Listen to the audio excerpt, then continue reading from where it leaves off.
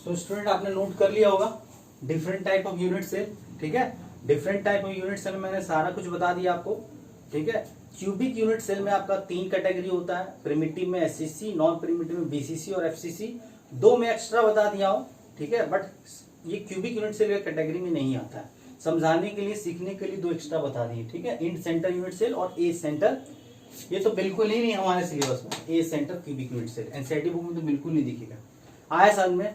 तो अब हम लोग नेक्स्ट टॉपिक करते हैं, contribution of atom, contribution of lattice point बोल लो या एटम एट डिफरेंट लोकेशन। ये हम सीखेंगे कि क्यूब के डिफरेंट डिफरेंट लोकेशन पे एटम का क्या कंट्रीब्यूशन है इन अ यूनिट सेल। ये हम नेक्स्ट टॉपिक लेंगे। ऐसे मैं बता दिया हूं कि बॉडी सेंटर वाला कंट्रीब्यूट कितना करता है 1, फेस सेंटर वाला कंट्रीब्यूट कितना करता है 1/2, एज सेंटर वाला कितना करता है 1/4 और कॉर्नर वाला कितना करता है 1/8। ये आपको ध्यान में आओगे, ठीक है। तो नेक्स्ट टॉपिक लिखेंगे आप लोग कैलकुलेशन या लिखेंगे contribution of atom. Next topic है, इसको हम लोग बार बार बोलते हुए आ रहे हैं, समझ भी हमें आ गया होगा। और हम लोग लिखते हैं contribution of contribution of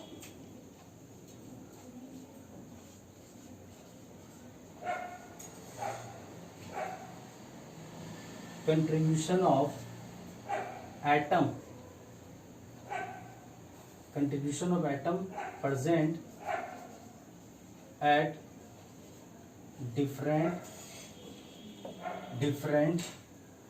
contribution of atom present at different location, ठीक है। डिफरेंट लोकेशन पे एटम का क्या कंट्रीब्यूशन है, एटम बोल दो या इसको लेटिस पॉइंट ही बोल सकते हो, ठीक है। क्योंकि जो भी लेटिस पॉइंट लोगे, एटम लोगे, आयंस लोगे या मॉलिक्यूल्स लोगे, तो उसका शेप कैसा है, स्फेरिकल ही है, ठीक है। तो कोई दिक्कत नहीं है। तो यहाँ पे हम कॉलम वाइज बना देते हैं। तो सबसे पहले लोकेशन लिख लेते हैं, location of atom, location of atom. फिर यहाँ पे लिख लेते हैं number of shared unit cell, कितने शेयर्ड कर रहा है यूनिट सेल, ठीक है, ये लिख लेंगे। उसके बाद लिखेंगे contribution of atom, contribution of atom in single unit cell, in 1 unit cell या सिंगल बोल सकते हो। यहाँ पे इन सिंगल लिख लें कि 1 लिख दें, 1 ही लिखो, इन 1 यूनिट सेल। ये 3 टाइप का कॉलम बना के हम लोग सीखते हैं। ऐसे हम लोग डिस्कस कर लिए। पहला हम लोग लिखेंगे कॉर्नर, कॉर्नर पे भी लेटिस पॉइंट रह सकते हैं और कहाँ रह सकते हैं, कॉर्नर पे रह सकते हैं, फेस सेंटर पे रह सकते हैं, फेस सेंटर, बॉडी सेंटर पे रह सकते हैं, ठीक है, और एज सेंटर पे भी रह सकते हैं। ये 4 कंडीशन बन सकते हैं। एटम या लेटिस पॉइंट का लोकेशन क्या क्या हो सकता है, कॉर्नर हो सकता है, फेस सेंटर हो सकता है, बॉडी सेंटर हो सकता है या एज सेंटर। कॉर्नर, ये जो कॉर्नर वाला जो है, क्यूब में जो कॉर्नर होता है, वो कॉर्नर जो है वो कितने यूनिट सेल से शेयर करते हैं। ये कॉर्नर जो है किसी भी क्यूबिक में, किसी भी क्रिस्टल में, किसी भी क्यूबिक क्रिस्टल में आपका कॉर्नर जो है एक सिंगल यूनिट सेल में, ये कॉर्नर जो है कितने यूनिट सेल से शेयर करते हैं 8 बताए थे ना। क्योंकि आपको पता है, हम पहले भी बताया, आज भी बता रहे हैं फिर से, कि एक सिंगल क्यूबिक यूनिट सेल, एक single cubic unit cell 8 cubic unit cell से शेयर करता है। जैसे ये जिसपे हम लोग खड़े हैं, 1 हो गया, इसके बगल में 2nd, इसके पीछे 3rd, उसके बगल के पीछे 4th, ग्राउंड में 4 हो गया और 4 ऊपर हो गया। तो ये कॉर्नर आप देखोगे ना, तो ये कॉर्नर आपका 8 में आते हैं, प्रेजेंट 8 में प्रेजेंट होंगे। तो टोटल कॉर्नर वाला जो है लोकेशन ऑफ एटम, जो एटम प्रेजेंट रहता है कॉर्नर में, तो कॉर्नर वाला जो एटम है वो कितने यूनिट से शेयर रहेंगे 8, ठीक है, आ रहा है समझ में। तो कॉर्नर एटम कितने क्यूबिक यूनिट से शेयर करेंगे 8 से। तो ये बताओ वो एटम एक यूनिट सेल में कितना कंट्रीब्यूट करेंगे। ये जो एटम है कॉर्नर में वो 8 क्यूबिक यूनिट सेल से शेयर कर रहा है। तो अगर इसको कट करके बाहर निकालते हो, इस रूम को पूरा कट करके बाहर निकालते हो, तो वो एटम कॉर्नर वाला वो इस रूम में, सिंगल रूम में, सिंगल यूनिट सेल में कितना कंट्रीब्यूट कर रहा हो, कितना पार्ट आएगा 1/8 8 आएगा, क्योंकि 1/8 इसमें होगा, 1/8 उसमें होगा, 1/8 पीछे होगा, 1/8 इसके बगल के पीछे होगा, और 1/8 4 ऊपर में है। तो टोटल आपका 1/8 plus 1/8 plus 1/8 plus 1/8 plus 1/8 plus 1/8 plus 1/8 और प्लस 1/8, 8 टाइम्स 1/8 को ऐड करोगे तो फिर से कितना आएगा, 1 ही आएगा ना। तो कितना कंट्रीब्यूशन हो रहा है कॉर्नर वाले एटम का, 1/8 आया समझ में, क्लियर हुआ क्या। तो ध्यान रखिएगा, अब तो स्टैंडर्ड रिजल्ट है, ठीक है। आज के लेक्चर में जो भी आपको हम पढ़ा रहे हैं, आज के लेक्चर में जो भी हम आपको पढ़ा रहे हैं वो एक तरह का स्टैंडर्ड रिजल्ट है। तो आज के बाद आपको समझ के आपको याद ही रखना है, क्योंकि ये सब स्टैंडर्ड रिजल्ट है क्यूबिक यूनिट सेल का। तो कॉर्नर वाला आपका कितना कंट्रीब्यूट करता है सिंगल यूनिट सेल में, 1/8। फेज सेंटर जो है, फेज सेंटर पे अगर एटम है वो कितने यूनिट से शेयर करता है, ये फेज सेंटर जो है वो कितने यूनिट से शेयर करेगा। देखो आप लोग खुद से देखो, ये फेज सेंटर पे एटम रखेंगे तो ये फेज सेंटर वाला एटम जो है या लेटिस पॉइंट कितने रूम से शेयर करेगा, कितने क्यूबिक यूनिट से शेयर करेगा, 2, एक इधर एक उधर, तो ही करेगा ना। ध्यान से देखो आप लोग, अगर मान लो यहाँ पे हम रख देते हैं फेज सेंटर पे एटम, तो फेज सेंटर वाला जो एटम है एक इस रूम में होगा, एक बगल वाले रूम में होगा, मतलब कि number of shared unit cell face center atom कितने होंगे, 2। अब ये बताओ कि सिंगल यूनिट सेल में फेज सेंटर वाला एटम कितना कंट्रीब्यूट करेगा, हाफ, 1/2 करेगा। आया समझ में। बॉडी सेंटर की बात करते हैं, बॉडी सेंटर तो यहां पे है।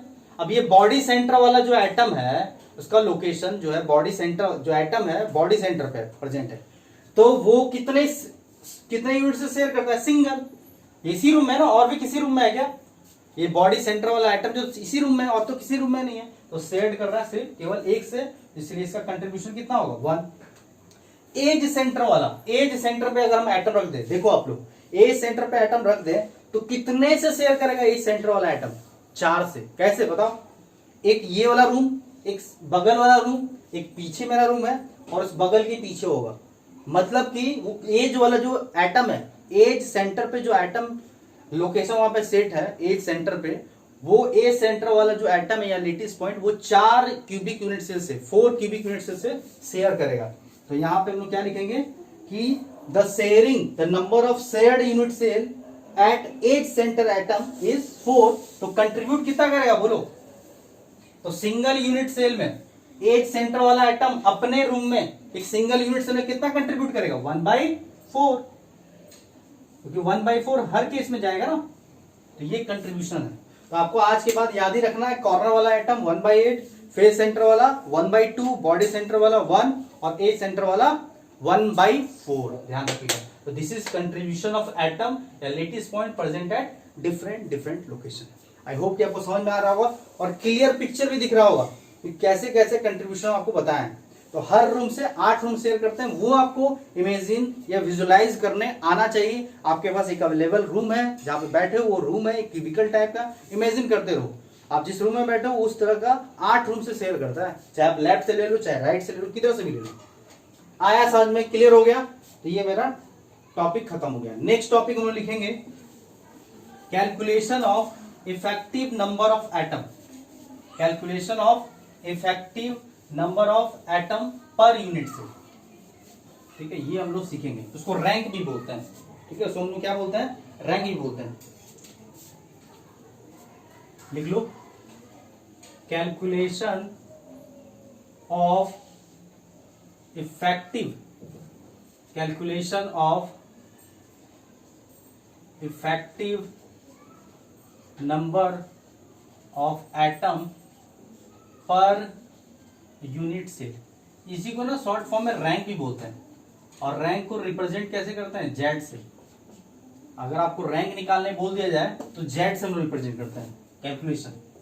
तो कैसे कैलकुलेशन करते हैं, छोटा सा फॉर्मूला है। अगर आपको जेड निकालना है तो सिग्मा, ठीक है, सिग्मा लोकेशन ऑफ एटम, क्या करेंगे, location of atom into location of atom into contribution of that atom, ठीक है, इन 1 यूनिट सेल।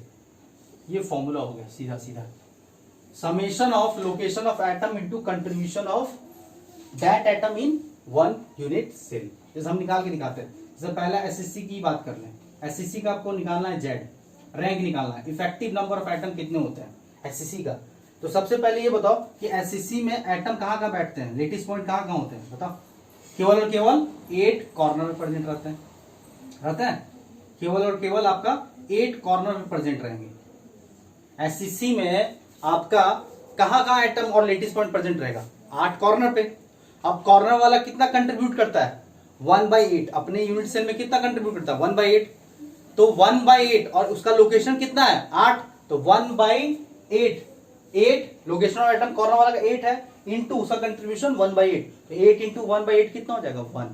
मतलब कि एक सिंगल एटम से दिखता आपको 8 है, ऐसा अगर देखा जाए एसएससी में तो लगेगा कि 8 एटम है, बट 8 एटम नहीं है। 8 एटम नहीं, हर कॉर्नर वाला कितना कंट्रीब्यूट कर रहा है, 1/8। इधर से 1/8 आ रहा है, इधर से 1/8 आ रहा है, इधर से 1/8, इधर से 1/8, इस साइड से भी 1/8। मतलब 8 लोकेशन से, 8 कॉर्नर से एटम का कितना कंट्रीब्यूशन है, 1/8। 1/8 को 8 टाइम्स ऐड करो तो 1 आएगा। दिखता है कि 8 एटम है, 8 एटम तो है, दिख रहा है कि 8 एटम लोकेशन तो है, बट अपने सिंगल यूनिट सेल में उस एटम का कितना कंट्रीब्यूशन है, 1/8 पार्ट। तो 1/8 पार्ट को 8 टाइम्स ऐड करोगे तो 1 होगा। मतलब एससीसी जो है सिंपल क्यूबिक यूनिट से सिंगल एटम से बनता है, ठीक है। तो इसका जेड कैसे निकालेंगे, सिंपल है, जेड निकालेंगे, लोकेशन ऑफ एटम कितने टोटल, कॉर्नर का 8 और उसका कंट्रीब्यूशन 1/8 इज इक्वल टू 1। तो कोई पूछेगा एसएससी का बताओ रैंक क्या होता है, इफेक्टिव नंबर ऑफ एटम क्या होता है पर यूनिट सेल, तो हम लोग बोलेंगे एस 1, ठीक है। Second BCC. अब ये बताओ बीसीसी में आपका लेटिस पॉइंट कहां कहां रहता है, एटम कहां कहां रहता है, 8 कॉर्नर पे और 1 आपका बॉडी सेंटर पे रहता है। तो इसका जेड कैसे निकालोगे, 8 कॉर्नर वाला कितना है, 8 कॉर्नर वाला एटम कितना कंट्रीब्यूट करता है, 1/8 इंटू 1/8 प्लस बॉडी सेंटर का लोकेशन कितना है, 1 और उसका कंट्रीब्यूशन कितना है, 1। तो कितना हो जाए बोलो, 2। तो बीसीसी में आपको लगता है कि 9 आपका एटम है, 9 तो लगता है, बट कितना कंट्रीब्यूट कर रहा है, सारे को ऐड करोगे तो केवल 2 एटम से आपका बीसीसी तैयार हो जाता है। Body centre cubic unit cell केवल और केवल 2 एटम से आपका क्या हो जाता है, तैयार हो जाता है। लगता है आपका देखो 8 कॉर्नर पे एटम बैठे हुए हैं और एक बॉडी सेंटर पे, लगता है 9 है, बट 9 नहीं, एक्चुअल में वो कॉर्नर वाला एटम पूरा का पूरा एटम कंट्रीब्यूट थोड़ी ना कर रहा है। कॉर्नर वाला तो 1/8 पार्ट आ रहा है अपने सिंगल यूनिट सेल में। तो 1/8 इंटू 8 1 हो गया, बॉडी सेंटर वाला 1, तो 1 + 1 2 हो जाएगा। तो बीसीसी का रैंक कितना होगा, 2। उसके बाद निकालेंगे FCC, face centre cubic unit cell में कहां कहां रहता है बोलो, 8 कॉर्नर पे और एक आपका कहां पे बोलो, एक आपका हो जाएगा 6 हो जाएगा फेस सेंटर। सब सारा पढ़ा के निकले हैं, 8 कॉर्नर पे और 6 फेस सेंटर पे। अब ये बताओ कॉर्नर वाला लोकेशन कितना है, कॉर्नर एटम का लोकेशन है 8 है, कॉर्नर एटम कितना कंट्रीब्यूट करता है, 1/8 प्लस फेस सेंटर का लोकेशन कितना है, 6। फेस सेंटर वाला एटम कितना कंट्रीब्यूट करता है, 1/2। तो 2 3 जा 6, 8 1 जा 8, तो 3 और 1 4। तो total what is the rank of FCC, या पूछेगा what is the effective number of atom per unit या पर एफसीसी यूनिट सेल, तो बोलेंगे 4। आया समझ में, क्लियर हो गया। देख लो ध्यान से देख लीजिए आप लोग, बोलिए। तो कोई पूछेगा आप डायरेक्ट ना कि एससीसी का रैंक बताओ, तो 1, बीसीसी का रैंक 2, एफसीसी का रैंक 4। डायरेक्ट अब ये स्टैंडर्ड रिजल्ट हो गया, समझ के आपको अब ध्यान रखना है। सब आज के लेक्चर में जितना चीज भी बता रहे हैं वो सब एक स्टैंडर्ड रिजल्ट है क्यूबिक यूनिट सेल के बारे में, उसको आप याद ही रखेंगे समझ के, ठीक है। डायरेक्ट रट नहीं लेंगे। 2 और बता देते हैं, 2 इसी तरह से बता देते हैं सीखने के लिए, बट ये 2 हमारे सिलेबस में नहीं है। क्यूबिक यूनिट सेल का 3 ही होता है, 3 ही टाइप्स होता है, 3 ही क्लासिफिकेशन है। एक हो सकता है आपका एज सेंटर यूनिट सेल की अगर हम बात करें, अब ये देखो एज सेंटर वाला 8 कॉर्नर पे आएगा और 12 एज सेंटर पे आएगा, बोलिए 12 एज सेंटर पे आएगा। अब ये बताओ कि लोकेशन ऑफ कॉर्नर एटम कितने हैं, 8, उसका कंट्रीब्यूशन 1/8 प्लस एज सेंटर का लोकेशन कितना है, 12।